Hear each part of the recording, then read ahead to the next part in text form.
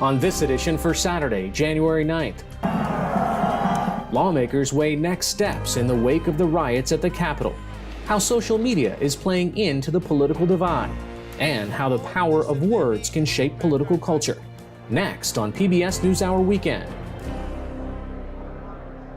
PBS NewsHour Weekend is made possible by Sue and Edgar Wachenheim III, the Anderson Family Fund, Bernard and Denise Schwartz, the Cheryl and Philip Milstein family, Barbara Hope Zuckerberg, the Leonard and Norma Chlorfine Foundation. We try to live in the moment to not miss what's right in front of us. At Mutual of America, we believe taking care of tomorrow can help you make the most of today. Mutual of America Financial Group, retirement services and investments. For 25 years, Consumer Cellular's goal has been to provide wireless service that helps people communicate and connect. We offer a variety of no-contract plans, and our U.S.-based customer service team can help find one that fits you. To learn more, visit consumercellular.tv. Additional support has been provided by the Corporation for Public Broadcasting, a private corporation funded by the American people, and by contributions to your PBS station from viewers like you. Thank you. Good evening and thanks for joining us. Calls for President Donald Trump to resign and plans to impeach him a second time continue today for inciting Wednesday's deadly rampage at the Capitol. The president remained at the White House with 11 days remaining until President-elect Joe Biden's inauguration. Mr. Trump is now banned from Twitter, his favorite social media platform. There were more arrests of members of the mob that broke into the Capitol. Among them, Derek Evans, a Republican West Virginia state lawmaker who live-streamed himself unlawfully entering the Capitol building. He was arrested yesterday and resigned today. Arizona resident Jacob Anthony Chansley, a supporter of the QAnon conspiracy theory, who wore face paint and horns at the Capitol, was arrested today. And Florida authorities announced today they arrested Adam Johnson, who allegedly removed House Speaker Nancy Pelosi's lectern and was photographed walking away with it. Yesterday, the Department of Justice charged 13 people with federal crimes and said about 40 others have been charged on lesser charges. 5 people died in the attack. Flags were lowered to half staff at the Capitol today in honor of Capitol Police Officer Brian Sicknick, who was killed in the hours-long rioting and attacks. Julia Kayyem is a former assistant secretary at the Department of Homeland Security and a professor at the Harvard Kennedy School. She joined me recently to talk about the events of this week and the potential consequences for national security. Julia, what are the longer-term security implications of what happened the other day? I mean, now we are hearing that Nancy Pelosi's laptop has been stolen. There might be lots of other things that are missing from different members' offices. So the long-term consequences are unknown at this stage, and that's why there has to be a thorough review of why were they so ill-prepared for the preparations, what happened in the building, and then what was taken for national security purposes, or was it just, someone wanted to take her laptop and threw it out, on their way to the airport. We don't know yet. And so the idea that somehow we can have an understanding of how bad this was is absurd at this stage. This was a security breach of a co-equal branch of government, no different than if they had done it at the White House or at the Supreme Court. And it was not just physically threatening. It was threatening to our national security secrets and to, basically continuity of government for some period of time. And when you think about how many times the FBI in the last couple of years and the Department of Homeland Security has said, look, white supremacy, for example, we are monitoring these places, we are watching these groups, and this was almost out in the open. I mean, we had articles leading up to this where these groups were talking about exactly what they wanted to accomplish, and to think that all of that went by the wayside when you juxtapose that to how prepared Washington, D.C. was for the Black Lives Matter marches. It is so inexplicable. And I know people think they understand, maybe because the police don't like Black Lives Matter or progressive groups. That's why they were so, heavy handed with them. It's inexplicable at this stage. And we don't know the answer. I will say this started 4 years ago, right? And when you actually think about what it was going on here, this is the culmination of the language and the organizing that a president has done from his pulpit, Twitter, the Oval Office, statements that he makes, statements that his proxies make, which is to the language of fighting, the language of disruption, right? He wants to, he said that's why he is president, was he was going to shake things up. That language then became more ominous, I would say, since the election. And people both in the government and people that are just looking at public sources like me were very nervous about what could happen this week. It wasn't a surprise. This wasn't an unplanned event. This wasn't something that like an earthquake, right? This was a notice event. So the gap between what everyone knew and the Capitol Police's positioning is inexplicable and something that we have to understand. Was it a question of race? Was it a question of they thought that the group wouldn't be violent? Or was it actually really, really bad planning that needs to be addressed? As we speak, again, everything the president says could change in another couple of minutes. But at the moment, the president says he is not going to attend the inauguration. And we're also hearing that there is another march, another rally planned at the same time. I mean, this is a day when we are used to, well, in the old-fashioned days, we are used to seeing presidents and their first ladies walk along the motorcade, along a massive parade route, go out, sometimes shake hands, right? And the entire scene is so different now. Yeah, I mean, and it's different. For a variety of reasons. One, of course, is Trump and the domestic terrorism that he gives a red carpet to, right? I mean, essentially, he gives oxygen to it, and the fears that the Secret Service, who are running the security event, that is run out of the Secret Service for the inauguration, the concerns that they will have of an elevated threat. So when I did transition many, many years ago, we were worried about foreign countries and whether there were going to be attacks from foreign countries. The threat is inside the house. In fact, it's down the street. So I've been struggling all morning to figure out if there's a German word for something that is both petty but good. Right. I think the president not going to the inauguration is petty and part of his personality.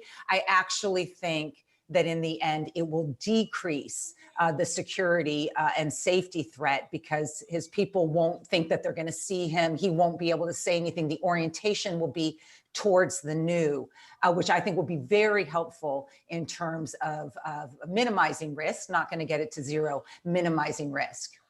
All right, Julia Kayyem, thanks so much for joining us. Thank you. After more than 57,000 posts and amassing nearly 89 million followers, the social media company Twitter announced last night that it was permanently suspending President Donald Trump's personal account. In a post explaining the move, the company wrote that it made the decision, quote, due to the risk of further incitement of violence. The institutional @POTUS account is still active, and in posts that were quickly deleted, Mr. Trump tweeted that he may build out his own platform in the future. His campaign account and those of several prominent supporters that also spread misinformation were also taken down.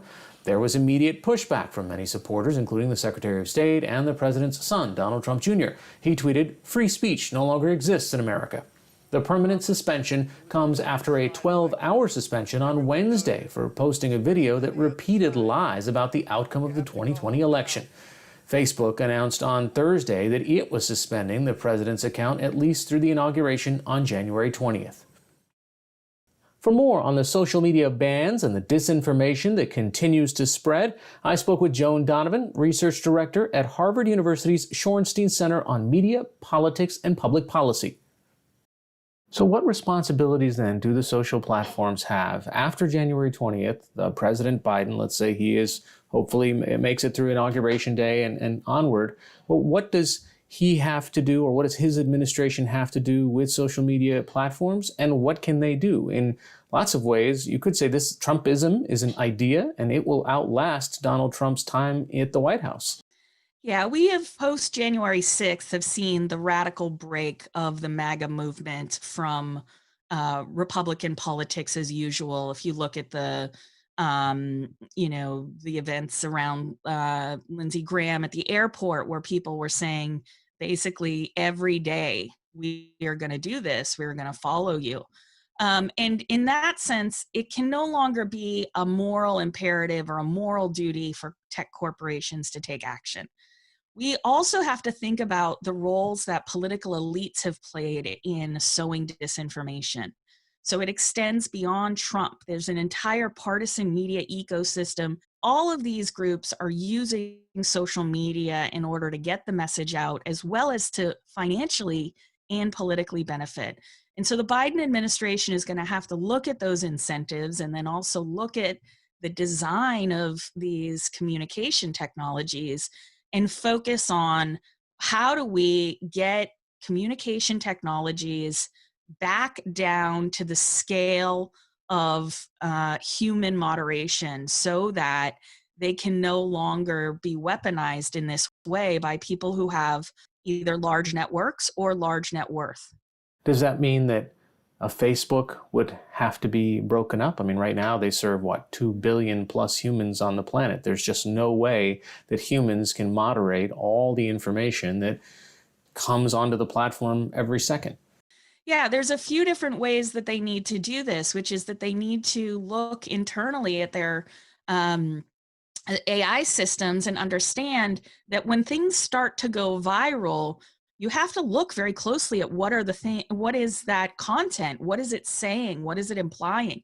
If it's hate speech, if it's incitement, if it's harassing content, you have to take issue with it. If it's being pushed out through politicians' accounts, they need a different set of standards. And so there are a bunch of measures that can be taken in order to do this, as well as breaking up some of the technology within Facebook. And so we need technology companies to understand what's at stake when they build for growth, and what that leaves open for different kinds of bad actors to take that product and turn it into a social vulnerability.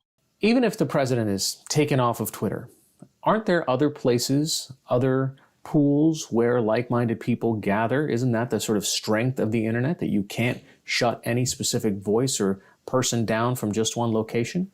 Yeah, and that's why we need to treat these communication infrastructures as a process and not a product. You have to build regulation that understands that there will be circumvention. Thinking here, even last night, is how the president tried to evade his Twitter ban by enrolling his friends and trying to tweet from the POTUS account. And there are always going to be technologies that pop up.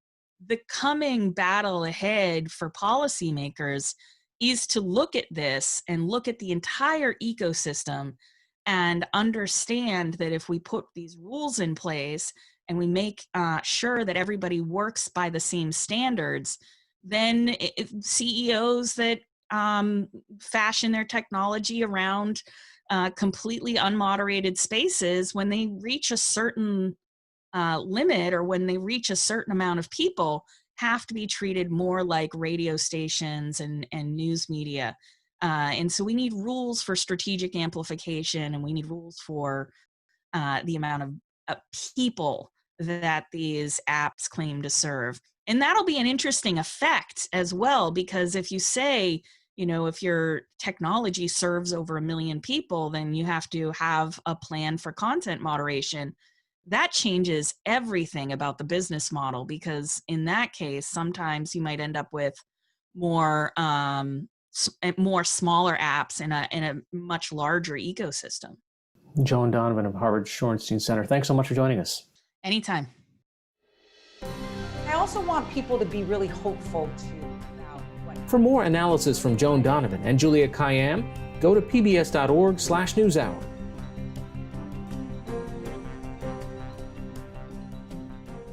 In the midst of the political turmoil in Washington, D.C., there is still a growing COVID-19 crisis as the pandemic continues to rage. The United States recorded a record number of daily coronavirus cases for the second consecutive day yesterday. There were more than 300,000 confirmed new cases, according to the New York Times database, a 40% increase on average compared to just 2 weeks ago. The U.S. recorded 3,890 deaths on Friday, near a daily record set on Thursday. In all, the death toll in the U.S. is now nearly 370,000. As cases spike, vaccine rollout in the U.S. continues to be slower than projected. According to the Centers for Disease Control and Prevention, 6.7 million people have received a first dose. In the United Kingdom, much of the country remains under a tight lockdown to prevent the spread of coronavirus, including the more transmissible strain that is spreading there. Officials are opening mass vaccination sites, and there is a goal of vaccinating all elderly, vulnerable, and frontline workers by mid-February. That includes eligible royal family members. In a statement, Buckingham Palace said Queen Elizabeth and her husband Philip, both in their 90s, received their first dose of the vaccine today. In Indonesia, a plane carrying 62 people crashed into the Java Sea shortly after taking off from Jakarta this afternoon local time. The Indonesian Navy says it has pinpointed the location of the crash and is looking for survivors. According to the Indonesian Transportation Ministry, the domestic flight had been delayed at least 30 minutes due to heavy rain. It disappeared from radar 4 minutes after taking off. The plane was a 26-year-old Boeing 737-524, a much older version of the Boeing 737 MAX, which was pulled from service for 20 months after 2 crashes. One of those crashes was in Indonesia in October of 2018 and killed all 189 people on board. Michael Apted, the British director of the Up documentary series and films including Coal Miner's Daughter and the James Bond film The World Is Not Enough, has died. Apted chronicled the lives of a group of British children in a series of films that began in 1964 when they were 7 years old and revisited them every 7 years. The first film was called 7 Up, and the most recent, 63 Up, was released in 2019. Apted moved to the U.S. after directing Coal Miner's Daughter in 1980 and served as president of the Directors Guild of America from 2003 to 2009. A representative for the Directors Guild said Apted's family informed the organization that he died Thursday night in Los Angeles. No cause was given. Michael Apted was 79 years old.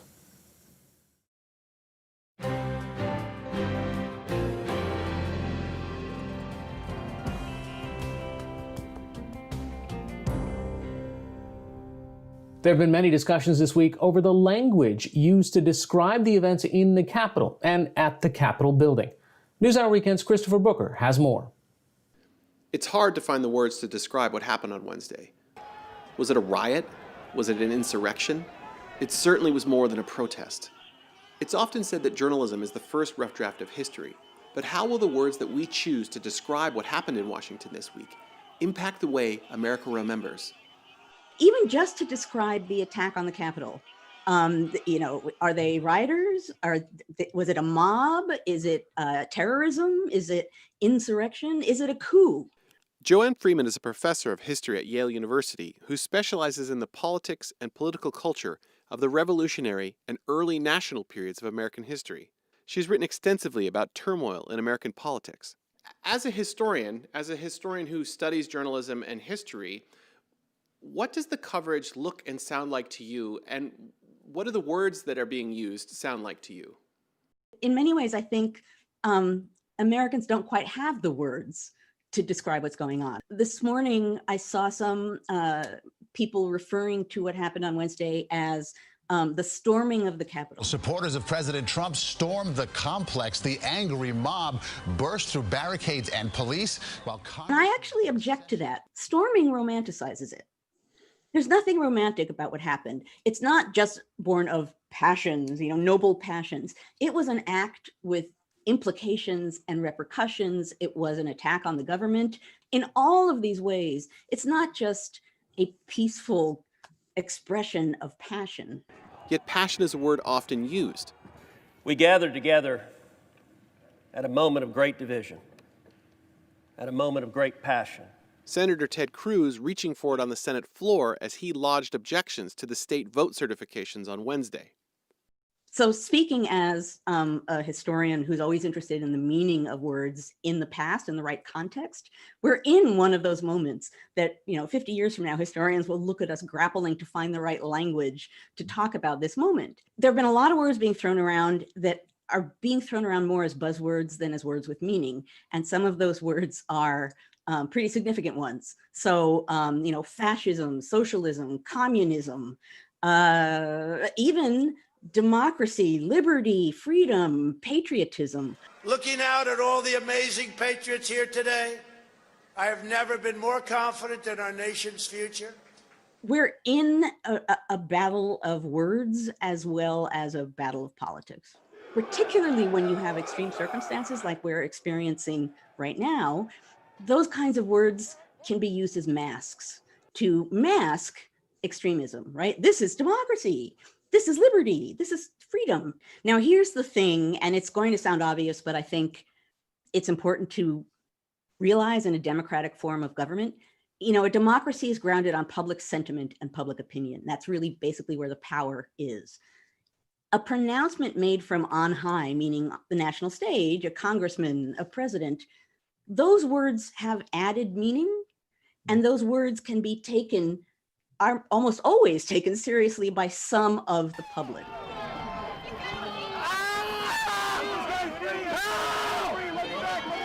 The words and the way the words are being used are also being used, I assume, to recruit more amongst the far right. For instance, I'm thinking of tweets that we saw, Instagram postings of revolutionaries inside the Capitol, patriots taking back the people's house. Right? Revolutionaries. People are grabbing at moments in the past out of context and using them to frame what they're doing, right? This is supremely American. Our revolutionaries did it. We are just like them. That's what we're doing. And on the surface, you can happily sort of nod along with that. If you actually look at the reality of what happened during the revolution and what happened now and what these people are doing, no, that's not an easy comparison to make. And the problem with that, and this is the problem of propaganda, how do you disprove that, right? I can say people who attack the Capitol aren't patriots. That's unpatriotic. What do I say if someone says, no, I feel very patriotic. I'm defending government as I see it.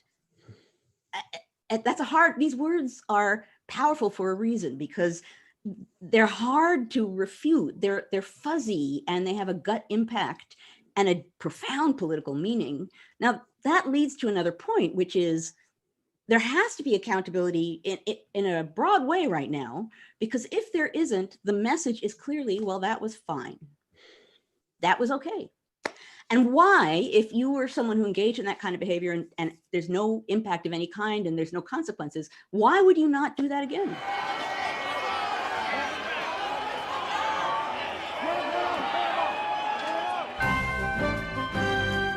This is PBS NewsHour Weekend, Saturday. There was a head-spinning amount of news this week, so we wanted to dig back into one story that may have gotten lost in the shuffle for some viewers: the first sales of fossil fuel leases in previously protected public land in Alaska. Good morning. In a live-streamed auction in Anchorage on Wednesday, federal officials accepted bids for leases to explore oil and gas across 1.6 million acres of land, part of the Arctic National Wildlife Refuge, or ANWR. Today, we're following Congress's direction and fulfilling that commitment to the nation and to Alaskans to develop a responsible oil and gas leasing program. But the sale, taking place just 2 weeks before the end of the Trump administration, was not the blockbuster some supporters had hoped for. Only half of the 22 tracts made available received any bids at all, and none of the major energy companies took part. The vast majority of the purchases were by a state-owned economic development group. In total, the auction raised $14.4 million, half of which goes to the state of Alaska. That's far less than the $1.8 billion that supporters estimated the leases could generate when the Republican-controlled Congress opened the refuge to oil and gas exploration in 2017. It was a massive flop for the Trump administration. Adam Colton is the executive director of the Alaska Wilderness League. He says the sale shows that it's not just environmental advocates and indigenous groups that think drilling in ANWR is a bad idea. Even the oil companies themselves are understanding the new landscape where it doesn't make sense to make a 70 or 80-year bet that's only going to exacerbate climate change, face enormous environmental opposition. And when you do have a president-elect coming in that is committed to permanently protect this incredible landscape.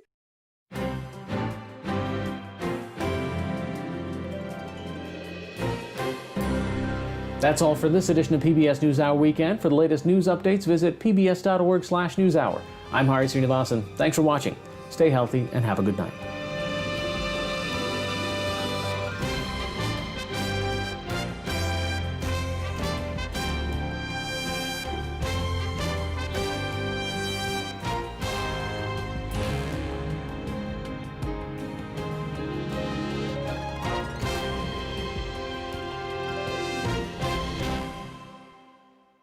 PBS NewsHour Weekend is made possible by Sue and Edgar Wachenheim III, the Anderson Family Fund, Bernard and Denise Schwartz, the Cheryl and Philip Milstein family, Barbara Hope Zuckerberg, the Leonard and Norma Chlorfine Foundation, Charles Rosenblum.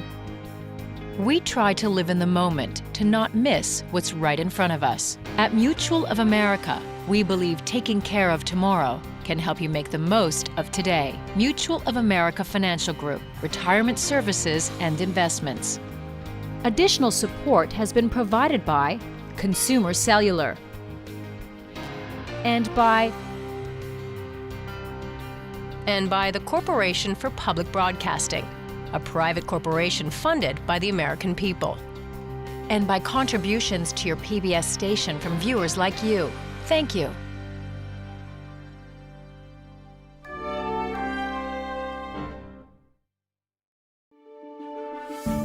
You're watching PBS.